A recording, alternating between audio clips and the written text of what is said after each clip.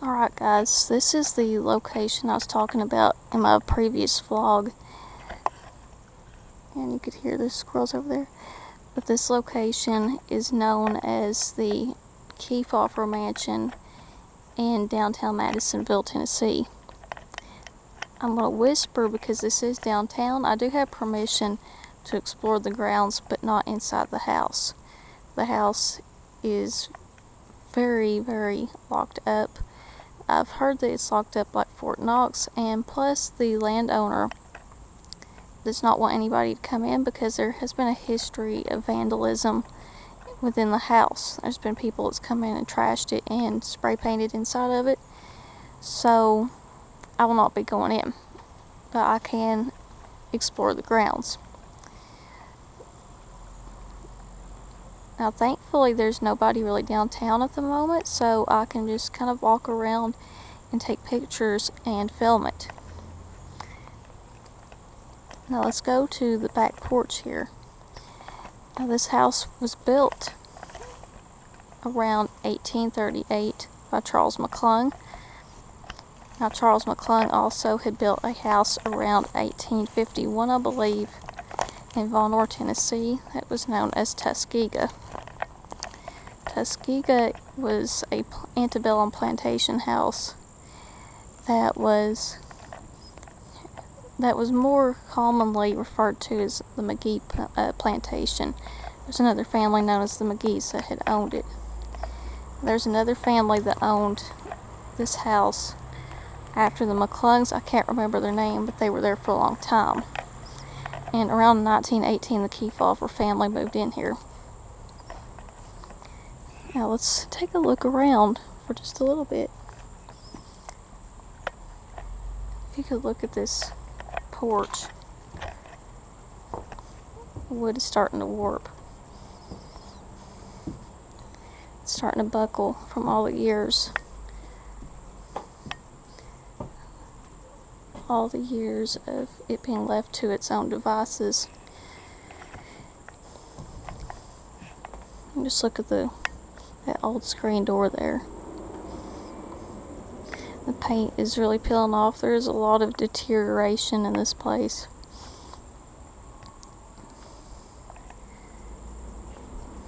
You'll also see burn marks. That was because in 2006 a couple of would-be arsonists tried to set the Kefauver mansion on fire, and they had done it. Their justification for doing so was that they believed it was an eyesore, which that is quite a sad thing for anybody to think. This place was beautiful in its day, but it is, as you could see, how decayed it really is. I mean, I'm stepping all over paint chips. I'm going to show y'all something interesting. Last time I was here, I came across this newspaper. This is a really old paper. I think it was from the 80s. But my dad is on the front page of it. He used to work for the Monroe County Rescue Squad years ago. And this had to do with a homicide. They had found the body of a man who was killed during a drug deal gone wrong, and they had taken his body out of the Tellico Lake. And that was Dad on the front page with the other members of the rescue squad. Now just look at this. That's the lattice right here. It's absolutely beautiful too. As you can see off in the distance there, the fence that surrounds the house is made out of the same material. And look up here at the ceiling. This particular shade of blue, I discussed it during my brief explore of the Hiawassee Union Church. This shade of blue is referred to as haint blue. Haint blue, people seem to believe that color could ward off evil spirits from getting inside of a house, and others believe that it prevented waspers from getting in. Something about that they thought they were afraid of the sky. I'm not sure. But yeah, you can see it's really deteriorated even more since I was last here. Now, let's go downstairs.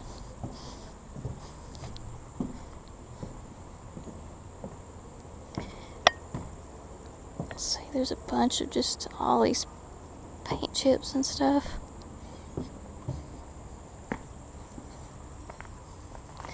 Let's go underneath the porch.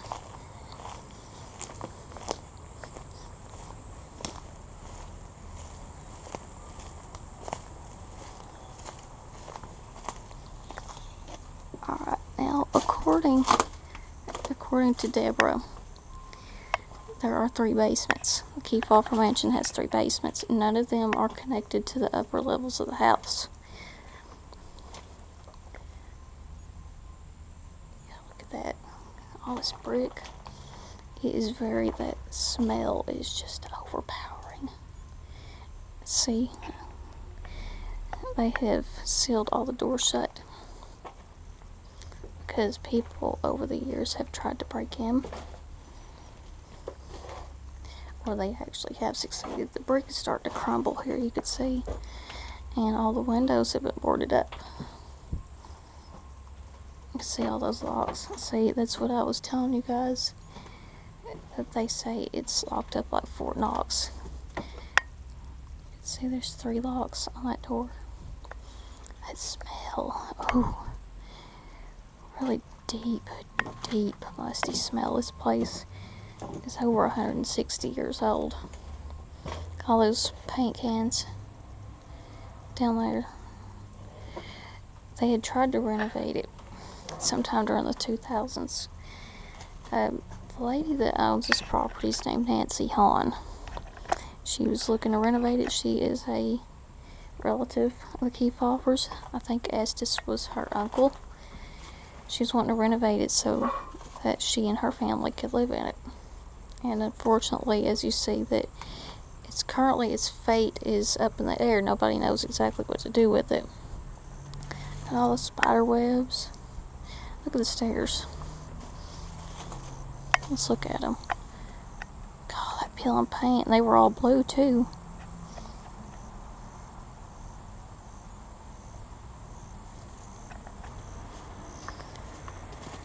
Now, Deborah said that she has been taking care of a group of cats that's been coming out here. Now, next door to this is the city.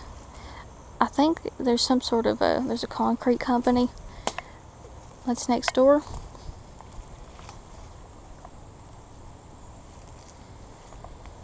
Alright, let's walk around some more. Because I can't really go too far. Because all the other sites on this property are locked off. So look at this shed right here in the old box spring. There are rumors, and my dad has told me, my dad used to be a police officer years ago, and he said that he has been in one of the basements at this mansion here. He said it was filled with whiskey bottles, really old whiskey bottles. And in this shed, I believe, is an old car. I believe it's a Packard. I'm not sure. He had said that he's seen that old car a long time ago. This right here, this building, I believe, the way my aunt had told me, this was like a little guest house. I think that Nora had people staying here. And you could smell that old house smell. I mean, it's very overpowering. And you could see the doors are locked. There's still electricity connected to it, but actually it's not. You could see it's not connected to the house at all. I mean, the meter's still there, but the wire is not connected to the building anymore. Let's keep on walking. Here's old water spigot here. Look how overgrown this all is now. Now, supposedly, and I have seen it before, but I don't know exactly how to get into it. There is an abandoned log cabin that sits nearby. That's not it. That's the chicken house, I believe, or it was a... Okay, there was a hay barn a long time ago that used to stand over here, and what's left of it is now in a big heap of just burnt out wood and just overgrowth. It burnt down a few years ago. Look at those old curtains. Those are pretty. Look at the vines. There's underneath the place. Let's see the side of it. It's such a shame nothing's being done. Now, many people over the years have suggested to tear the Kefauver mansion down. Oh, look at that. Look at that old air conditioner. Hang on just a second. Okay. I was just checking to see how long I've been filming for. Alright, now let's look a little bit over here. I can't really go in front of the house right now because, I mean, people will see me, which I do have permission, so I won't have to worry about getting in trouble. Because she did tell me that I could go back here and take pictures and film. Now let's look over here. This is just, look how grown up this is. That big old magnolia tree over there. That fence has been knocked over. Well, probably a tree fell on top of it.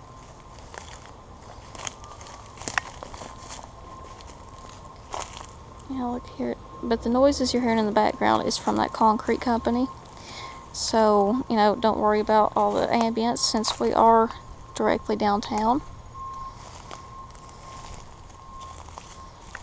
Alright, so over here, this unusual structure, let's just walk over to it right quick. This unusual structure is a chain. I think it's some sort of a spigot, I think. It's something to do with water. It's some sort of a water spigot that gets pulled out by gravity with a chain, I believe. I've seen this before, and I've always thought it was a tombstone for some reason. Now we're going behind the house. Ooh, there's spider webs. This would have been the side door. I mean, I love that. That is so cool. Look at those columns. There's a lot of just random junk. And the shutters are inside of the house. Probably water pipe or something right there. Because there are pipes. It's just sitting there. Oh, there's a spider web. We just go around. All these bricks. Whether they came off of the house or acted as a foundation for something, I'm unsure. There's a ton of bricks here.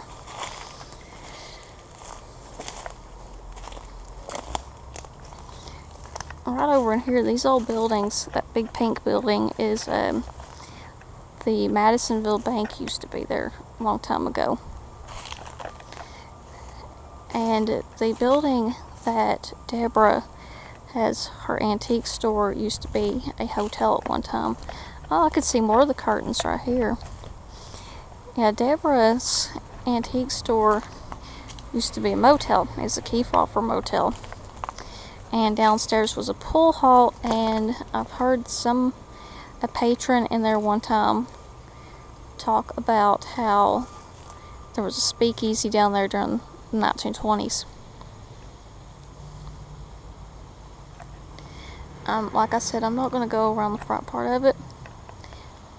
I'm just going to show you all behind it and what it actually looks like. I find that unusual that they've not taken that out after all these years. Now, it's been abandoned probably since the 60s. I would say approximately 40 years that it's been empty. It's definitely a very unique looking house. And it does bear a passing resemblance to the Tuskegee Plantation House that was in Vonore, Tennessee. It was built by the same man. It said that everything inside of this mansion was hand carved. I mean, you could tell how much detail had went into building this.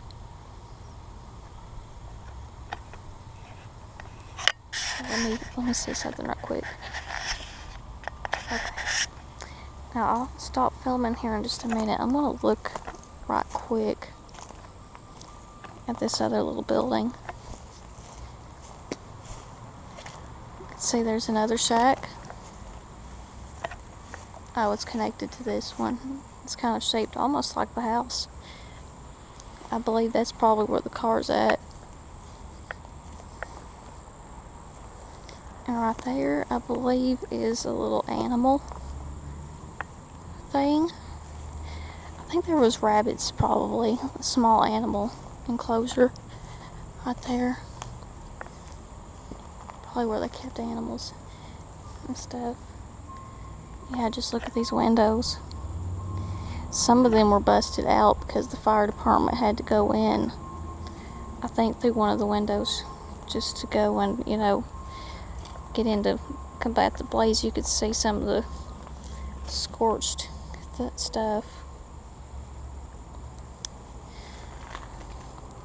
Okay, so I'm going to get off now and take some pictures before I leave. I told her I wouldn't be here too long. I've just decided to actually film this place once more now that I was able to get off early today.